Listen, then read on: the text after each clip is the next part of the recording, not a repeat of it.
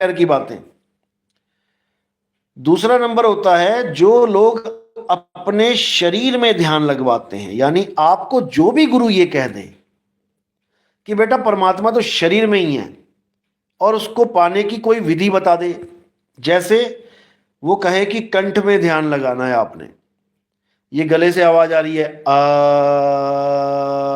ये कंठ से आ रही है असल में, इसी आवाज पे ध्यान लगवा दे, कंठ में ध्यान लगवा दे, हृदय में ध्यान लगवा दे, हृदय दिल। अब वाणियों में जो हृदय शब्द आता है इसको मैं खुलासा कर देता हूं, क्योंकि बहुत से लोग हैं जो हृदय का मतलब नहीं समझ पाते, और मैंने पुराने सत्संगों में खोल खोल के समझाया है, लेकिन इन मूर्खों के कान पे जू जू नहीं रेंग रही है।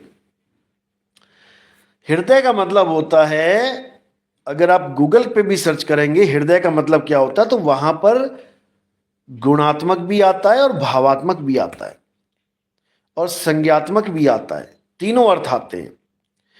तो हृदय संज्ञा में देखोगे तो ये दिल है, हमारा दिल, जो एक तरह का पंप है जो हमारे सारे ब्लड को पूरे बॉडी तक पहुंचाता है वेन्स के द्वारा।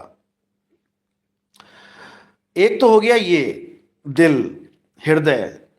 एक वहां पे आप देखोगे लिखा होगा मन, अर्थ में लिखा होगा मन। मन क्यों लिखा गया है? क्योंकि जैसे कोई बंदा कहता है कि आप तो मेरे हृदय में बसते हो, तो वो कहने का मतलब उसका यह है कि आप मेरे मन में बसते हो। कोई भी चीज आपके मन को भा गई तो आप कहते हो कि दिल गार्डन गार्डन हो गया, दिल खुश हो गया। तो भाव है मन का कि मन को भागी चीज, और लिख रहे हो दिल खुश हो गया, दिल गार्डन गार्डन हो गया। समझना इस पॉइंट को। तो मन की जगह हम दिल या हृदय भी यूज करते हैं लेखनी में, कविताओं में, वाणियों में। अब तीसरा अर्थ जो है वो है आत्मा। आप इसको सर्च करोगे हृदय तो आपको बिल्कुल सामने आ जाएगा कि आत्मा। अच्छी तरह नोट कर लो। अब ये हृदय का मतलब है आत्मा, और हर जगह लिखा होगा कि हृदय में मेरे राम बसत हैं, मेरे हृदय में मेरे राम बसत हैं। अब जो अज्ञानी जीव है, जो मूढ़ बुद्धि है, जो मूर्खानंद है, मूर्खानंद मतलब जो अपनी मूर्खता पूर्ण बातों में ही आनंद लेवे, वो विवेक नाम की जो वस्तु है उसको वो बेच खाए, उसको बेच खाए, धरे नहीं घर में, बेच खाए। इसलिए बोला कि धरी होगी तो दोबारा उठा लेगा, जब बेचे ही खा ली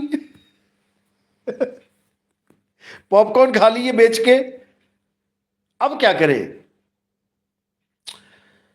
समझ लो, हृदय में राम बसता है, यानी आत्मा में राम बसता है। वाणी क्या बोल रही है? आत्म मही राम, राम मही आत्म, चीनस गुरमुख विचारे। इस वाणी पे मां मर जाती है सबकी, इन हृदय वालों की, इन नाभि वालों की, इन प्राण योगियों की, इन देही ज्ञानियों की, इन त्रिकुटी वालों की, इन सुषमना वालों की।